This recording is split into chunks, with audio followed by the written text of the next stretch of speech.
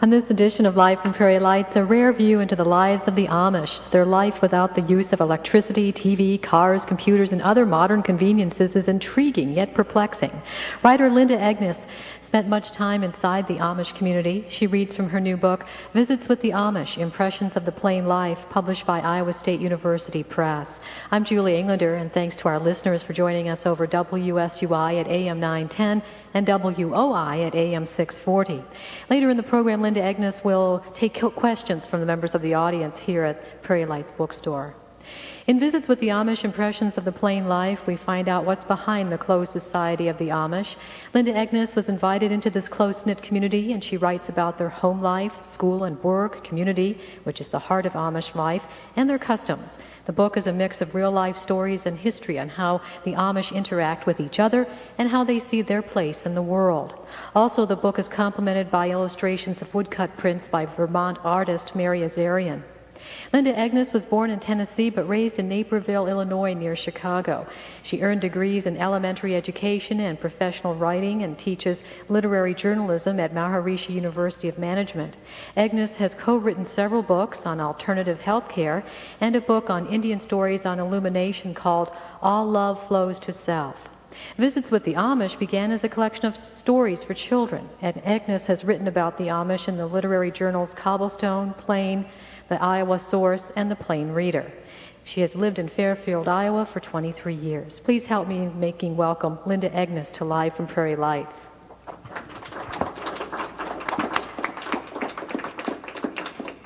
Thank you, Julie. So I'd like to start reading a story about my visit to a family, and the topic is their home life on the farm, because that's really the basis of Amish life. And the name of this piece is Milking a Two-Bucket Cow. Golden sunlight stretches wide over the Iowa hayfields in early September. At the Yoder farm near Bloomfield, a girl waves a hearty hello. And this is Bloomfield, Iowa, by the way. This is Regina, age 15. Besides household chores, she and her older sister Annie milk their family's cows and drive a team of horses in the fields. The girls laugh merrily when they talk. Some people think we're twins, especially when we dress the same, says Annie with a laugh. Today they wear identical raspberry-colored dresses, white aprons, and royal blue scarves tied under their chins. Both say they'd rather spend their day in the fields than inside the house. I think it's great fun to work out, says Regina. I feel more free outside, agrees Annie in her mild way. Farm work doesn't have to be done so fine and neat as needlework. The day starts at 6 a.m. when their father wakes up the 8 children who still live at home. Before breakfast, the girls feed the cows while their father and 22-year-old brother Dan feed the horses. All 4 help with the milking, and then Dan goes off to work as a carpenter. The 12 black and white spotted Holsteins all look identical to me, but the girls befriended Jody, Jolene, Vera, Abby, Shirley, Tina, Sheila, Fanny, and Pam when they were all calves, and they call each one by name. Honey Lou and Sunny Sue, 2 fawn-colored jerseys munching hay in the corner, complete their herd. Do the cows ever kick? Some people's cows do kick, but ours don't, says Regina. If they start to kick, we give them a little slap, and they learn they can't do that. Hobbles, clamps that gently draw the cow's hind legs together just above the knee, keep the cows quiet during milking. Sometimes the girls do get stepped on, which is not too serious. It hurts for about 5 minutes, and that's all there is to it, says Regina. Inside the barn, I meet 2 colts, Dawn and Beauty. Regina pats Beauty on the lips, who bares her teeth in a jack-o'-lantern smile. I like to tease her, says Regina mischievously. She bit me the other day just to be playful. Boy, did that hurt. An immense black stallion stands in the stalls across from the colts. He's gentle, Regina reassures me as she strokes his forehead between soft black eyes. He helps us clean the barn in winter by pulling the manure spreader while we pile it up. Suddenly, 3 wide-eyed children appear. Robert, David, and Grace, aged 7, 10, and 12, just drove home from their one-room school in an open pony cart. They show me how to hitch it up. Like a well-trained team, Robert and David pull the cart out of the shed while Grace slips the bridle on Midnight, their pony, and backs him in between the cart's shafts. In 1 minute, thanks to teamwork, it's ready to go. Annie takes me for a ride. The wind blows in our faces. Annie likes riding in a cart better than a buggy, she says, because it's more open, more free. We pass the grassy pasture where the Yoder's cows and horses graze peacefully. With just a slight tug, Midnight turns around. Back on the farm, I noticed the family's 3 black covered buggies stored in an open shed. Annie and Regina have driven their family's covered buggies to town or to visit friends since we were big enough to reach up and put the bridle on the horse, says Annie. The family owns 2 standard-bred geldings to pull the buggies and 9 big-boned Percheron mares to plow the fields. Both girls love to mow the hayfields with a team of 2 mares. If you like horses, you like to do things with them, says Annie. Driving a workhorse is even more fun than driving a gelding because they're more powerful, says Regina. When you drive the team, you just feel content, except you have to watch to make sure you're at the row you should be and the mower doesn't get jammed up. The geldings and massive draft horses are easy to handle and calm, the girls tell me. We do have one pony that is kind of skittish, says Regina, but only Dad or Dan ride him. Soon it's 5:00 p.m. and time for Regina to round up the horses and cows from the pasture. Barefoot, she rides Midnight without a saddle because Dad says it's more fun to ride bareback. The sun slips low on the horizon by the time the cows are in their stalls. In a graceful motion, Annie swings the hobble chain under a cow named Sheila and fastens it just above the knees, drawing them together. Usually you milk cows on the right side, Annie says, but since Sheila is a 2-bucket cow, the girls place their stools on opposite sides, clutch shiny metal pails between their legs, and pull the cow's teats with both hands in brisk rhythm. Frothy milk splashes into the buckets. Want to try, Annie asks. I do, but when I squeeze the cow's udder, there's barely a trickle. Annie laughs and makes milk squirt like a faucet. They like to sing while milking. A plaintive hymn floats in the air, voices clear and sweet, perfectly on key. There are no shadows without the sunshine. There are no showers when all is fair, and roses blooming in thorny places with sweetest fragrance perfume the air. Grace joins in. Robert listens. David stretches full length on top of Midnight, stroking his mane and gazing dreamily out the window. It's a moment of contentment, a moment I want to go on forever, suspended in time. But with milking over, Queenie the collie herds the spotted cows out of the barnyard. Regina shuts the gate, and the family is ready for dinner and bed. And then after my visit, Annie and Regina wrote some letters to me. Dear Linda, greetings of love. Thank you so much for the candy. We received it in today's mail. We are very pleased with your story. Everything is worded so nice. We have a couple of words we want to change, but not much. On page 2, where the hobbles draw the cow's hind legs together just below the knee, it's above, not below. Page 3, put the bridle on the horses, not halter. That's all we found that's wrong. Today we did the laundry and picked a 5-gallon bucket full of green beans, so we have to can those tomorrow. Thanks again for the candy.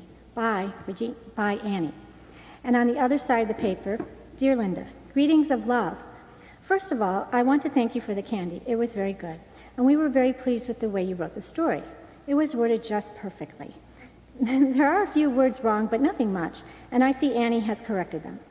But she forgot something on the second page in the 3rd paragraph. About the cows, you must have forgotten the 2 jerseys' names, Honey Lou and Sunny Sue. Thanks again for the candy. Bye, Regina. So the Yoder family was a family that I visited several times, actually 5 different times throughout the years. This book I started in 1986, and actually I visited them last fall for the final chapter, and I'll probably read from that tonight. When I first came to their farm, I met Katie Yoder, the mother, and she was the mother of 9 children with 1 on the way. And she just came to the door. She was very serene, and her home was very orderly, and she was quilting with her older teenage daughters. And this I found to be kind of the norm in the family household, the Amish households, that there was a great orderliness and serenity there. Her children, some of her children were at school, but they could drive themselves back and forth to school in the pony cart. So she wasn't like chained to the car like many suburban moms these days. And there was never a feeling of frantic hurry or bustle. It was always, everything seemed to be very well organized, even though they certainly work very hard and, of course, grow their own food on the farm and can the food and do their washing in a wringer washing machine without a dryer and iron the clothes without electricity using flat irons. So certainly they were working very hard, but somehow it was also organized and without telephones ringing, because they don't have telephones, and without electricity or televisions. It seemed very, very tranquil to me. This next section is on work and school, and I'd like to read you a story called Learning the 3 R's.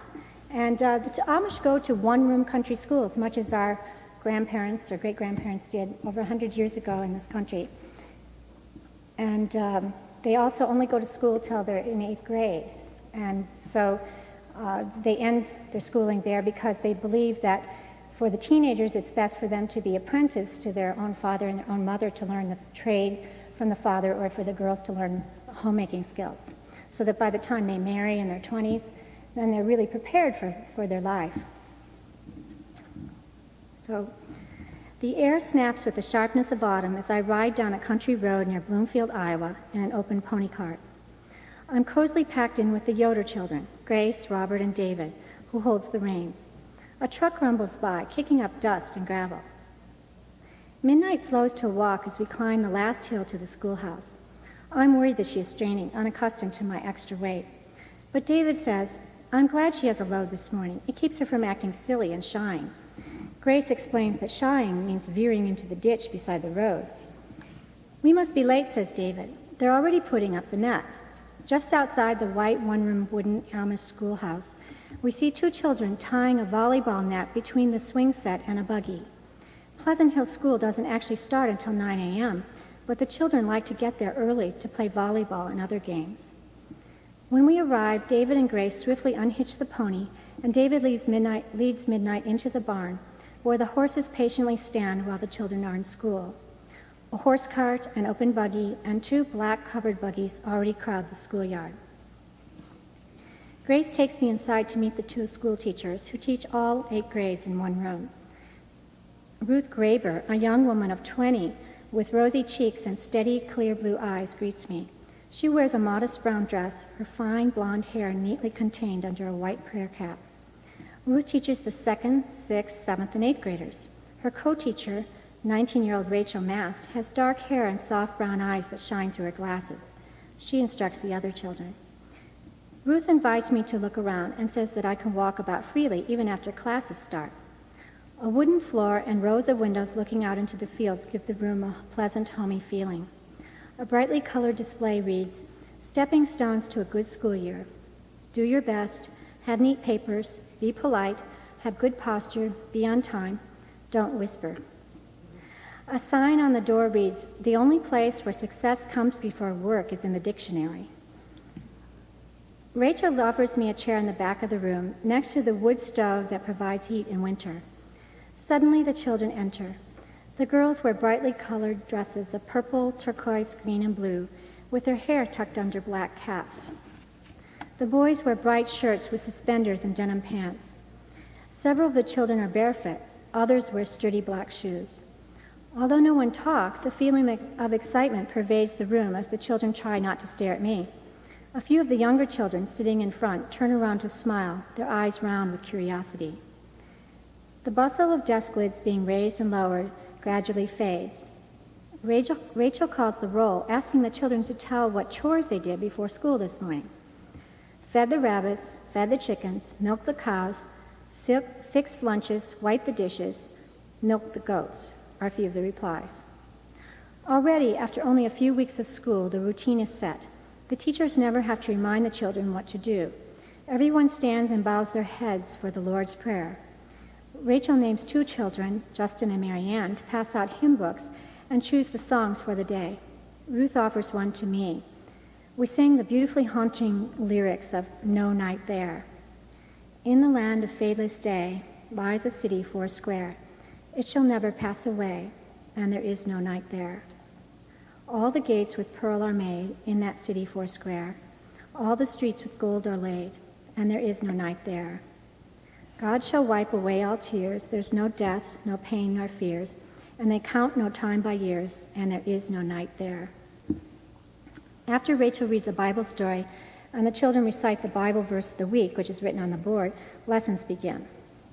The teachers rely on each child to work independently at his or her seat, while different grade levels take turns gathering at the teachers' tables for class. Whispering is not allowed. Children raise their hands if they need help. 6th grade arithmetic. Ruth calls the first group to her table in a voice so quiet that I can barely hear her. But the children understand her perfectly, and after a while, I tune into her soft voice too. My friend David Yoder joins Orly, Joseph, and Sadie at Ruth's table for 6th grade math class. While they're correcting their workbooks and learning the next lesson, the children enjoy focused attention from the teacher. In these small groups, they freely ask questions, laugh at some of the answers, and speak up if they don't understand. When David gets one answer wrong, he politely defends his point, saying, "But this makes sense too." Orly and David seem to be good friends, and whenever David gets the right answer, Orly grins and nods happily. When it's time for morning recess, Rachel rings a bell. The children clear their desks.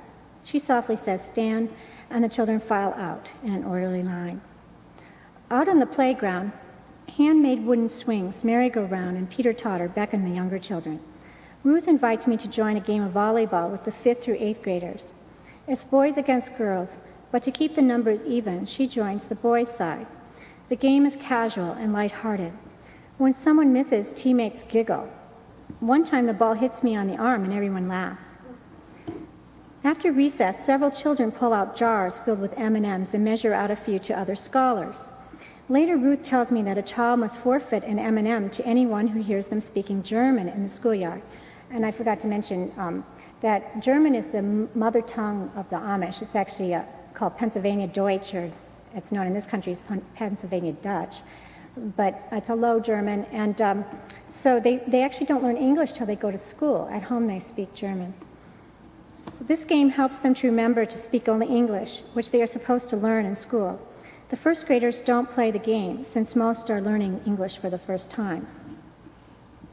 The rest of the morning passes with math and reading. When the lunch bell rings, the children stand and recite the blessing. Our hands we fold, our heads we bow, our food and drink we thank thee now. Amen. Then they line up to wash their hands in a bowl of water at the dry sink in the cloakroom.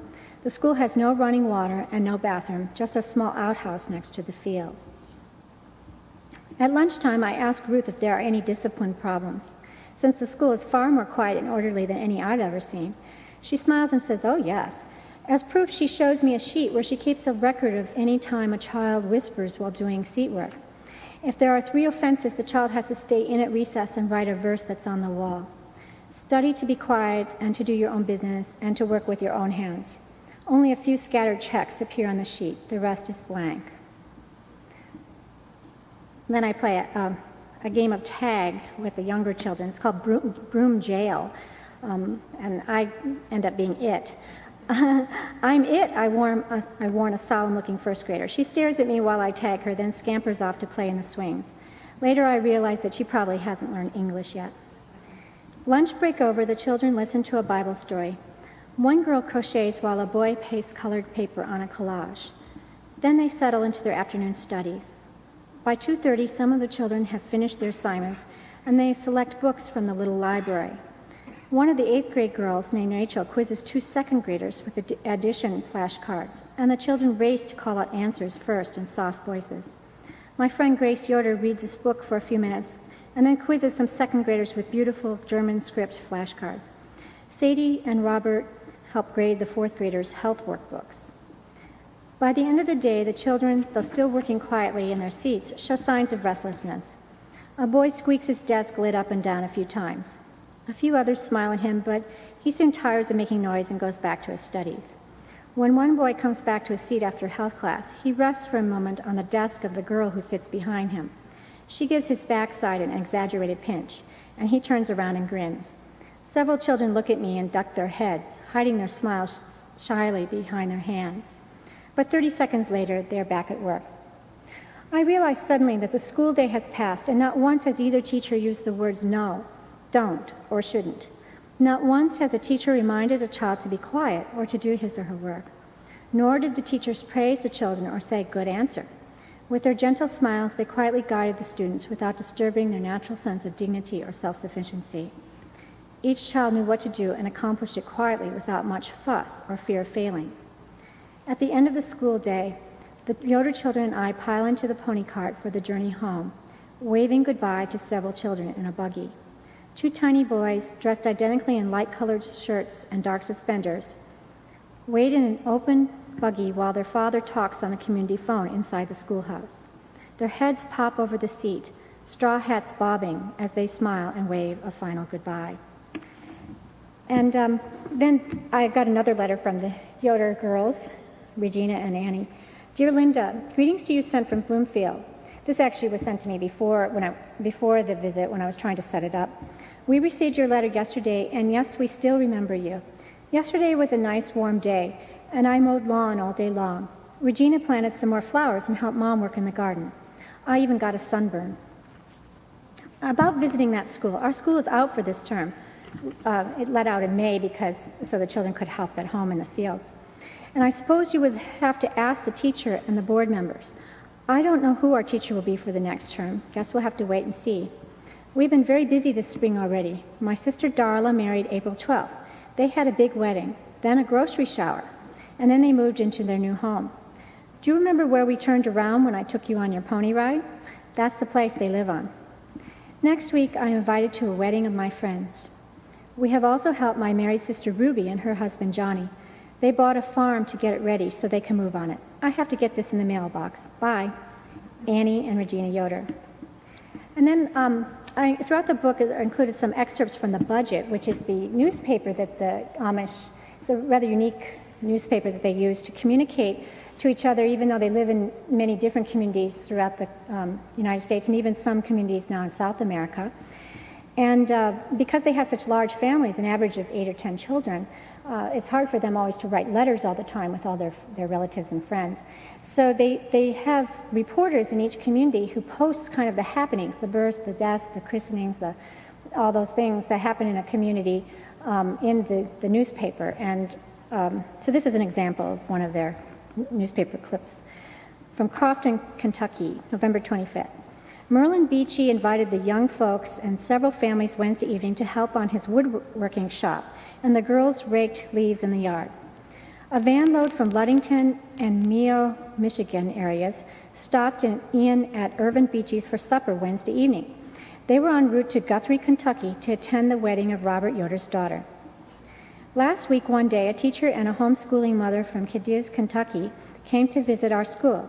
They were amazed and impressed by the order and discipline of our parochial schools compared to the public ones. So that's that chapter.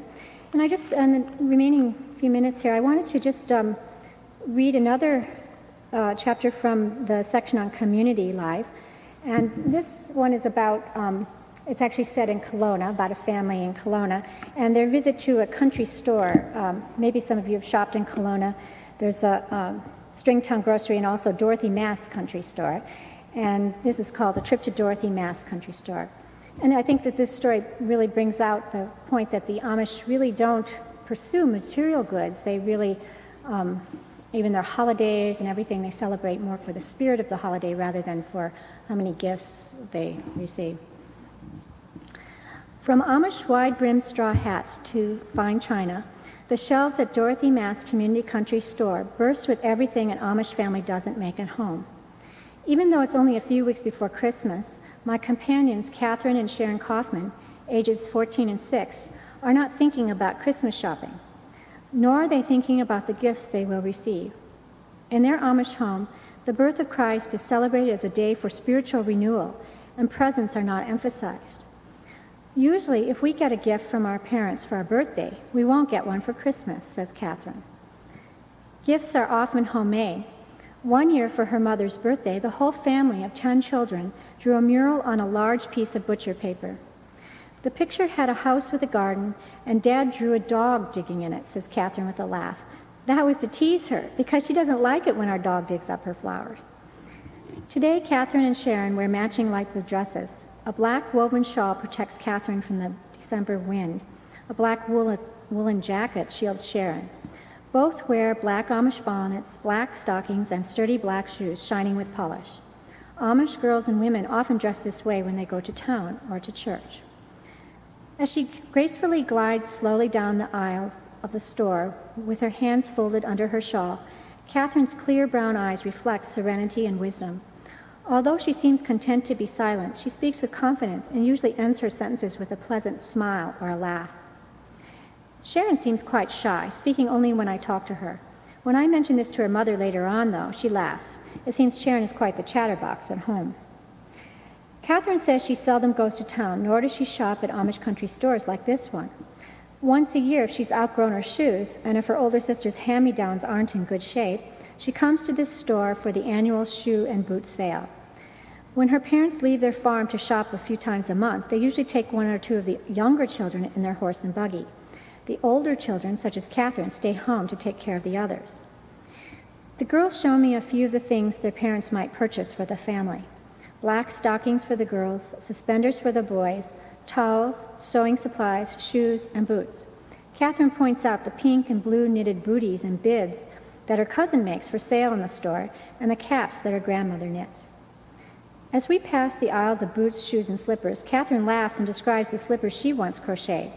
I have to admit they were pretty outlandish. They were all different colors because I wanted to use up all our scraps of yarn. In the toy department, Catherine says, this would be an ideal gift for a small Amish boy. She's pointing to a shiny miniature plow. For girls, the store sells dolls and baby bottles. I ask Sharon if she plays with a doll at home, and she smiles and nods. Catherine says that her mother makes her younger sister's dolls. Do the children ever spend money of their own in town? It's not likely, says Catherine. If we have any money of our own, our parents encourage us to save it and not to waste it on small things. The prices are good, 89 cents for a ceramic mug that would cost $3 elsewhere. The kitchenware section includes large stainless steel mixing bowls, rolling pins, potato mashers, glassware, everything you'd need to set up a kitchen. Another shelf holds kerosene lamps and sturdy steel flat irons that heat on the stove. Girls my age sometimes exchange presents like this for a birthday, says Catherine, showing me some stationery with flowers on it. She usually likes to make her own gifts, such as a crocheted doily. I like my presents to be useful, and I like to make them myself. Catherine gets her love for making things from her mother, who draws illustrations for art teaching materials and Christian coloring books. She points to some colorful picture books of forest animals and says, these are the kinds of books my mother would like because she uses ideas from them for drawings of her own. A bookshelf holds several Amish cookbooks, including one that Catherine's family has at home. Another cookbook published locally, Kelowna Family Favorites, includes a recipe by Catherine's mother called the No Recipe Cake. My mom put her easy made-up cake in here, Catherine says. Cooking is not something she really enjoys, so she likes this recipe because it's easy. We stop next at Cedar Grove Fabrics. Like Dorothy Mass, we find it on a country road beside a farm, but unlike Dorothy's, it doesn't serve many non-Amish customers. The new building contains rainbow rows of the solid color fabrics that Amish women purchase to make their clothes. Catherine shows me the kind of fabric she would use to make a Sunday dress, a fine, lightweight polyester in dark purple, and the plainer double knits that she'd use to make a school dress. Catherine likes green for her dresses. Does she select her own fabrics? Well, usually Mom does, unless she decides that we may have a choice, she says, smiling, but it must suit her. The store even sells bolts of black woven wool, which Catherine used to make the shawl she wears today. I ask her how she made the fringe. We just use scissors, she says, with her wonderful laugh. Some people make different kinds of fringe, but we like this fast kind. I wonder if they make their own bonnets, too. Some families make their own, Catherine says. Mom finds them too time-consuming to make, so she gets another Amish woman who has a talent to make ours. Catherine shows me an autograph book for sale in the store. Most Amish girls own one. Our friends sign it, and if we go out of state and meet new people, we ask them to sign it. Do you know what this is, she asks? It's a wooden folding clothes rack. Her family uses one to dry clothes when it rains outside. In winter, they hang the clothes out until they freeze dry and then bring them inside to finish drying on the drying rack. We're standing in front of a shelf holding dozens of wooden plaques with Bible verses painted on them. Catherine says, these are the kind of mottos you might find in Amish homes, but our family would not buy them because we would make them ourselves. They'd be less expensive and serve just as good a purpose. On the way home, I ask Catherine if she will sing a song. She sings a traditional Amish hymn in German that she learned in church. Her voice weaves through the air like a golden thread, pure and light. Almost like a Gregorian chant, Catherine's voice stretches long and slow, then up and down in many small notes. I feel a sense of peace and a longing for divine perfection. A hawk floats above a field nearby, the rise and dip of his wings matching the slow rhythm of the song. The cows below join Catherine's song too, as we're all drawn into a circle of beauty.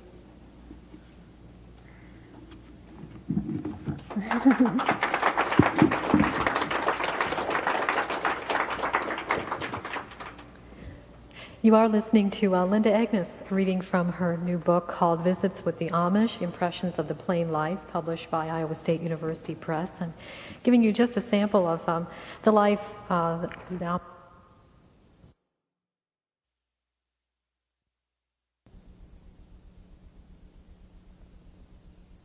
audience for questions or comments about the book, about Amish, about things that Linda has written before. Questions? Hi. I've got 3 questions that you could either interrelate or take your pick among. I wanted to hear more about their spirituality. Also, the description of the school, it just strikes me as so idyllic. I wonder what holds their behavior together, you know, and makes it as positive as you described. And then, I forget the third, but this will do for it. Oh no, I want to know what the basis was for their traditional way of life, you know. Yeah. Well, about their spirituality, well, do you want me just to tell you a little bit about their religious beliefs? Yeah. Well, the Amish originated in Switzerland, in the German-speaking part of Switzerland, and also in Alsace, which is a section that has been sort of passed between France and Germany for many years. And it originated after the Reformation, soon after the Reformation, and they're called Anabaptists, which means that they don't believe in baptizing their children at birth. They believe that a child should actually grow up first and make a choice, a conscious decision, because they feel it's a very kind of serious decision to take the vows that they take to be Amish. And they feel like it's a lifelong decision. So their children actually start receiving a religious education at about age 16. They go to German school. They learn the Pennsylvania Dutch as their native language, their mother tongue, but then they attend a formal school, Sunday school kind of thing, to learn High German, which is what they use in their songs in church and also the sermons. So they after they receive that after they decide they want to be Amish, then they receive that education, and then they are baptized, and then they can date and marry in the Amish church. But it's a really big decision, and that's, I think, kind of leads to the next question, which you said about the idyllic part of the school. And I think, you know, for myself, I was visiting people on a one-day basis. The Yoder family I visited 5 different times. I felt like I got to know them, and in the last chapter, I felt like Katie Yoder, I had a really wonderful discussion with her, and she really told me some very intimate details about her own courtship and marriage. It was really interesting and beautiful, and I felt that there was a, you know, beautiful rapport there. And they were, as a whole, very open to me, you know, allowing me to talk to their children without them even being present, and actually in a lot of ways more open than most non-Amish people would be, I think, allowing a journalist to come and just, you know, come inside their home and enter their lives, so to speak. But on the other hand, I didn't, you know, I was still a visitor. And so I don't feel like I saw, definitely there must be downsides to the Amish way of life, and I'm aware of those of what I've read, but I didn't really see it myself, you know, so I didn't really report on it. I mentioned it a little bit in the introduction, but definitely it's a difficult thing for a child who is 16 years old. If they don't feel that they fit into the Amish way of life, then, you know, then because of the rules of their society, they would have to leave their community, leave their home, and really start a life somewhere else in a world where they have no education, only an 8th grade education, and far from the close-knit family and society they've lived in all their life. So that must be very, you know, difficult and that. And also, as another reason for, to get back to your actual question about the discipline in the school, the Amish do believe in old-fashioned discipline. They believe in, you know, spare the rod and spoil the child. But on the other hand, I think because it's so established, it's so reinforced by the school, by everybody else's family. You know, a child can never say, well, you know, Johnny's family lets him do that. You know, it's everything's so reinforced by the whole community that the rules are very clear. And so I don't think there's so much confusion, and I think that's part of the reason there's so much compliance among the younger children as well. There's not that kind of pull from the media, et cetera. So, yeah. Oh, sorry. Hi, I have a quick question. Oh, maybe not quick. I'm real interested in the sex role division because I hear less about women's roles and more about men's. A couple questions. One, you talk about, and I've heard other people mention about this period of kind of wildness that's allowed before a young person decides to join the Amish. But I hear more about the young men allowed to have radios. Do the young women, and is premarital sex? I read somewhere in some book that it was surprisingly not completely uncommon. And that surprised me. Was that just that one author's opinion? And the other thing is, a man I know who left the Amish community talked to me one day, and he said that there are many Amish men that are good Amish, but they are not good men, and they follow the rules, but their hearts they don't believe in a God of love. They believe in a God of order and discipline, and that's it. That's why he left. Could you comment on any of those? Easy questions. Yeah. Good questions. Well, as far as the women's roles, definitely they're very traditional.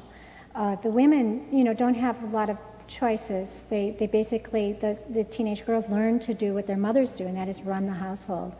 And, you know, so they learn how to do the garden and to support the family with food and, you know, probably to milk the cows. And these girls, they didn't have an older brother at home on the farm, so that's why they did more of that outdoor work.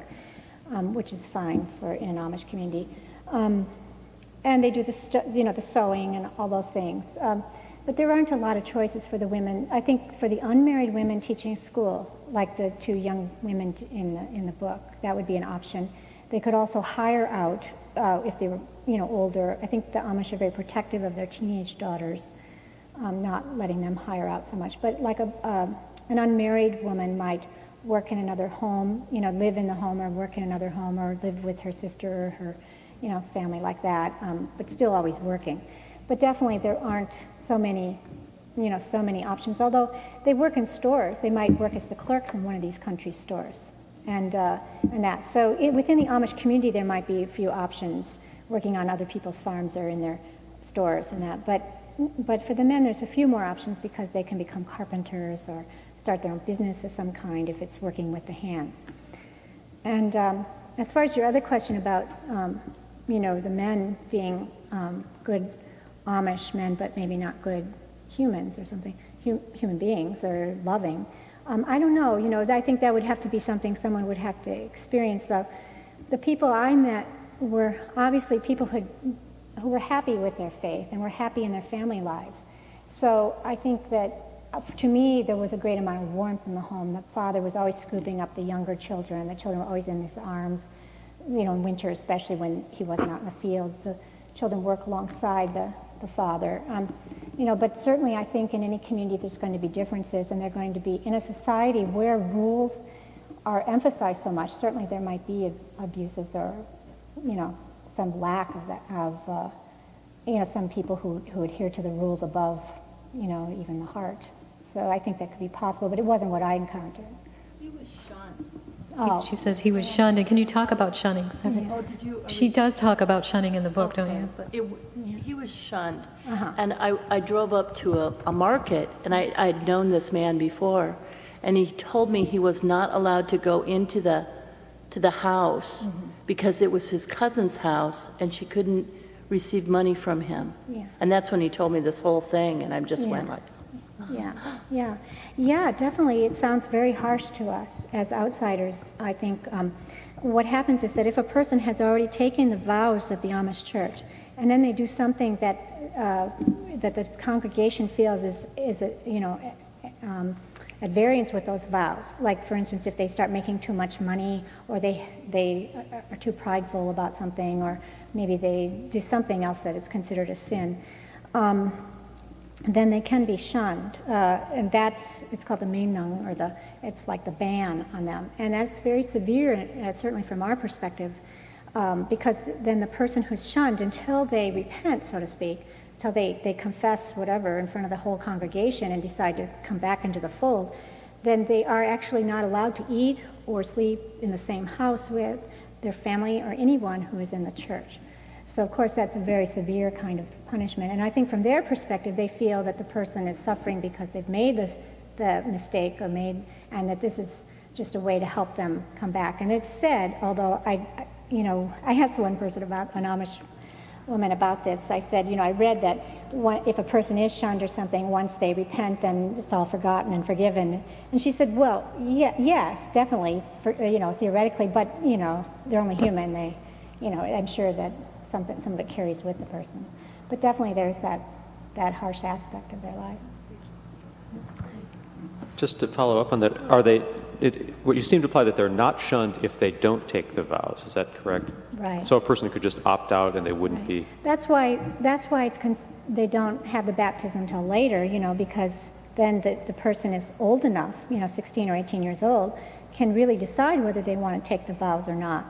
If they decide not to take the vows, for instance, if they join another church, for instance, in Kelowna, it's quite common if a person doesn't want to be in the Amish church, they may join a sister church, so to speak, a related church such as the Mennonites, which actually were the same as the Amish until the 1800s, and then it was split because the Mennonites wanted to embrace more modern technology. They can have telephones and drive cars and things like that. And so that's considered to be okay, if a person is still Anabaptist and it becomes Beachy Amish, which is a more liberal form, or New Order Amish, or Mennonite.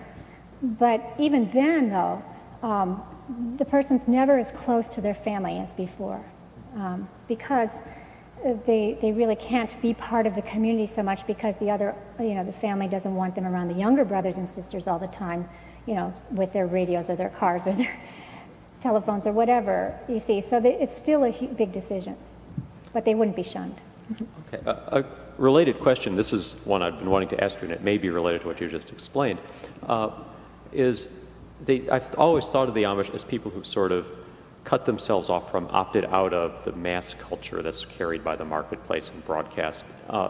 It would seem to me that probably it's getting harder and harder to do that as that culture encroaches and defines people more and more. Is that their experience? Did you observe that? Yeah, I think it is harder and harder. I think especially in the East, where there are large Amish communities in the East. Kelowna actually is the largest Amish community west of the Mississippi, by the way. But in the East, in Ohio especially, is the largest Amish community in Holmes County. There's more and more growth and development right beside the Amish families and farms. So there's more and more influence from the modern world, which of course is a problem for the parents trying to keep their teenage children. They want them to grow up and be Amish. So there's more influences like that. And also, there's less and less farmland in those situations. And of course, in the United States as a whole now, there's not just open land that a person could go and start a new community in so easily. So in many communities, and especially in the East, the Amish have started work like carpentry businesses. Like in North Carolina, I visited a community where some of the people had started, they built like sheds, those small storage sheds, and they did that as a profession. And so something like that, or they made jam and sold it, or had a bakery, things like that. So working with the hands, and that's fine. Actually, there was a young Amish woman who was unmarried who had her own bakery. So definitely, it's a problem, and I think it will be interesting to see what happens in the coming 20 years or so as this happens, because the Amish population is expanding all the time. It's growing. Only a few thousand came here to the United States, and now there are over 150,000 Amish people in the country. So it will be interesting to see how much they do adapt and change. Are they expanding because they have a high fertility rate, or it's not converts, I assume? Well, no, there aren't converts. It's because they have large families, 8 to 10 children by average, and a lot of them also stay Amish now.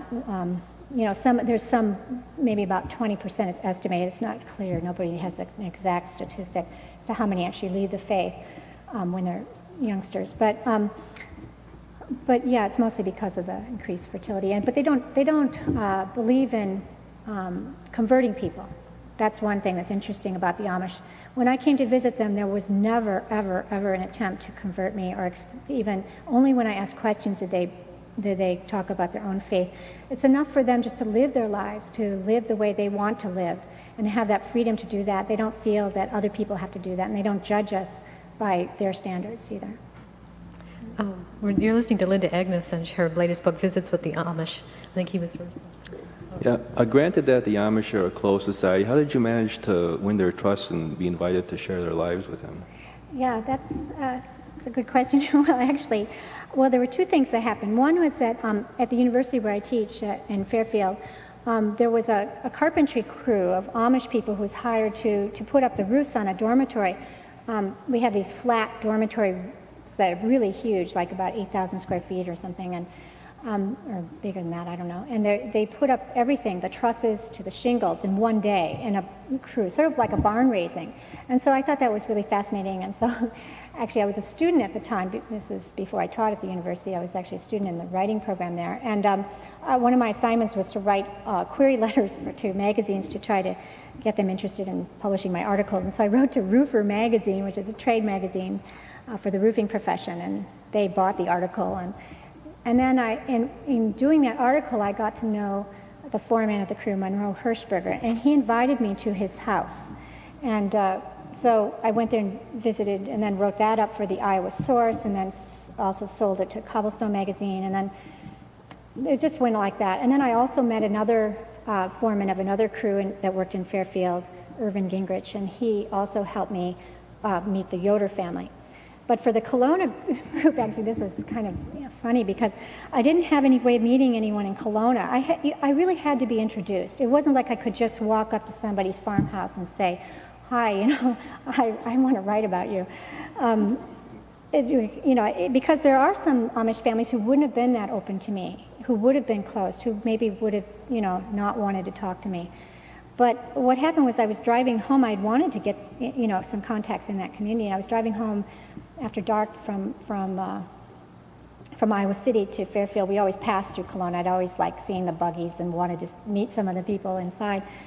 But my car broke down, and it happened to break down right in front of a farmhouse where two people lived who had been an older couple. They had grown up Amish and had married Amish, but had then converted to be Mennonites. They were people who were able to pass from Amish to Mennonite without much repercussion. They could still see their families and friends and things. So they had a lot of contacts in the Amish community, and they helped me meet people. And that's how so it was really through contacts. I was wondering whether there's a grading system in those schools. Did you find out? Yeah, that's a good question. I think that they do get grades. And I remember that Katie Yoder was telling me that David had been told, they asked him to have his parents work with him a little more because he was having some trouble in math and that. There is a grading system, but it's not a competitive society. It's a very non-competitive society. You notice how in the end of the story that the 8th graders were helping the younger children. That's just the way they've been raised, always to help the younger children in the family. The older children will always help the younger ones. And so they're not taught to be competitive or to be the best. That's not considered to be the ideal. The ideal is to do your best, to go slowly, to take your time, to not hurry. Don't be like the world. Take your time and do, and just do your best. Competition's not like part of it. But I will say that the Amish schools are very effective. Actually, they score as higher on Iowa's tests of basic skills as other rural children, and there's very, very little illiteracy among the Amish. I would say certainly my encounters with the Amish people, they were always reading. And in fact, one girl, Catherine Kaufman, who took me to Dorothy Mast's store, I asked her what time she went to bed. I said, "Oh, does your family go to bed really early, like at dark?" And she said, "Oh, don't ask." She said, "Ask some respectable family." She said, "We read too much. That's our downfall." Linda Egenes is with us in her book, Visits with the Amish, Impressions of the Plain Life. Linda, I was just wondering, it seems like such a rich group of experiences.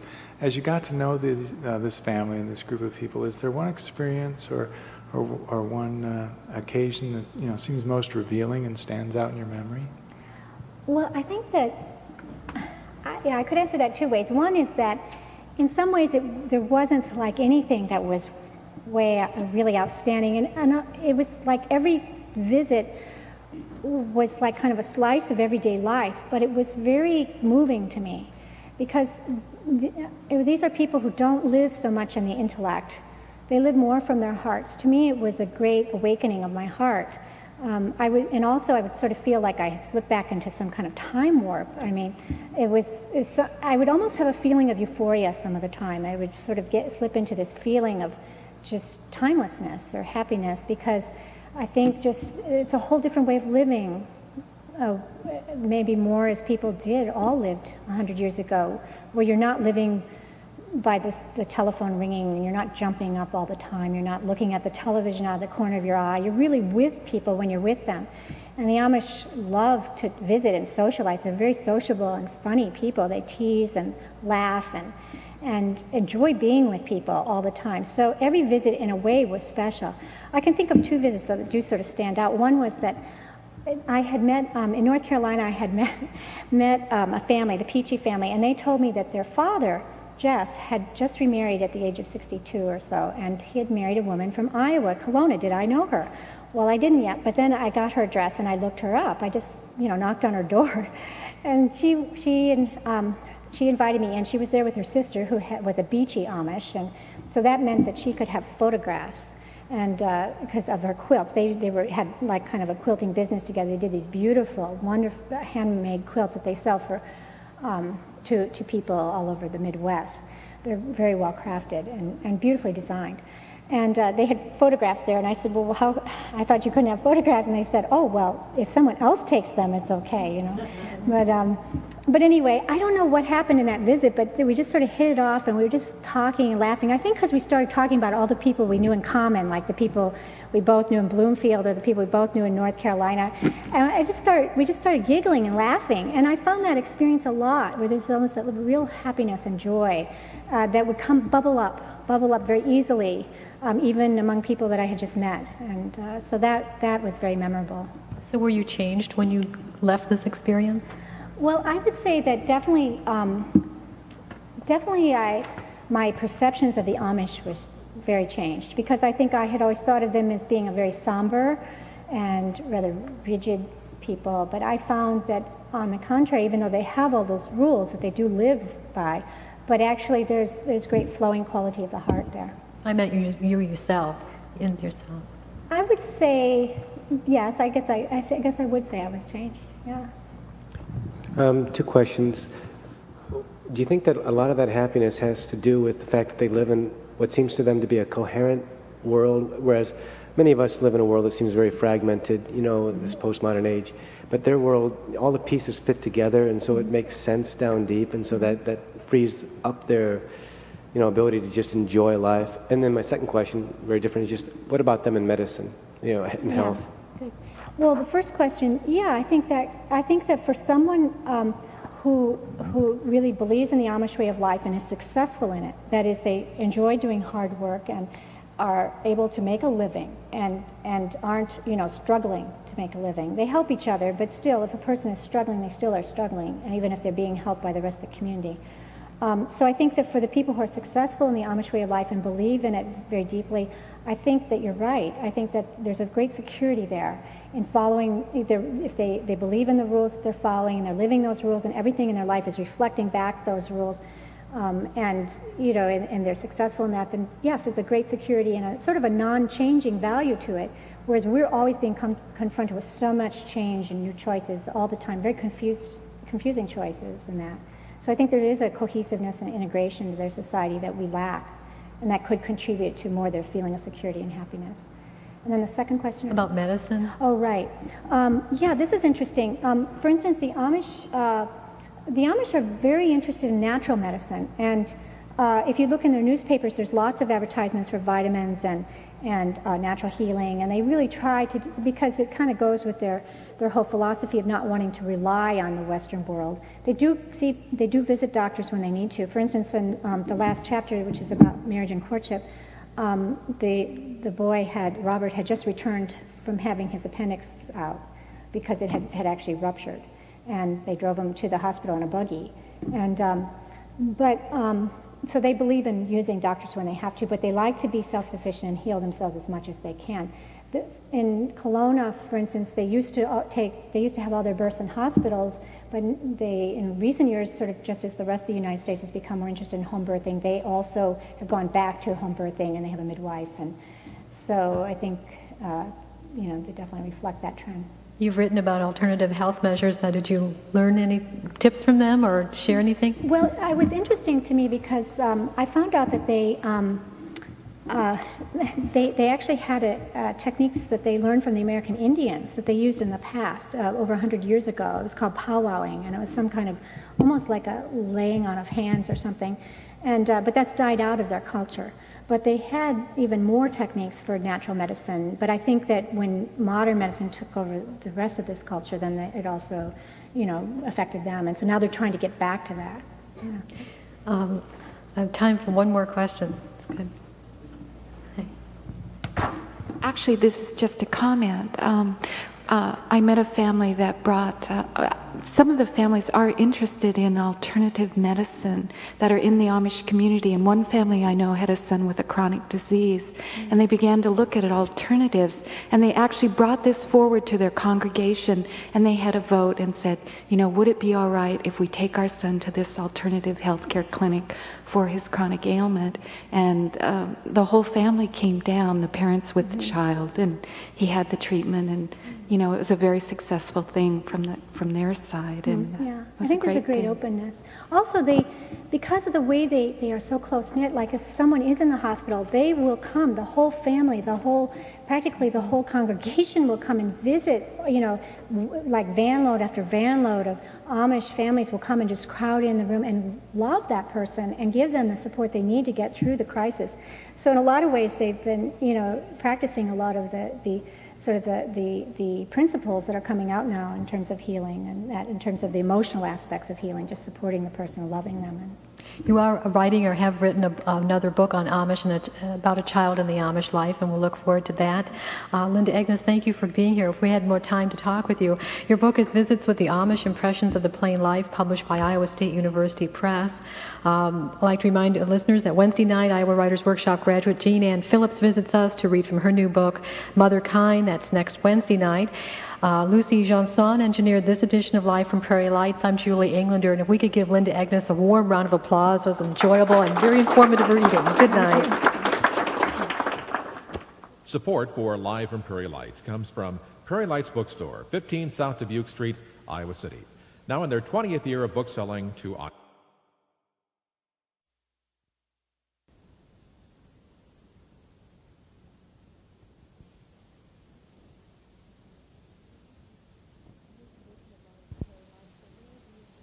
On this edition of Live from Prairie Lights, a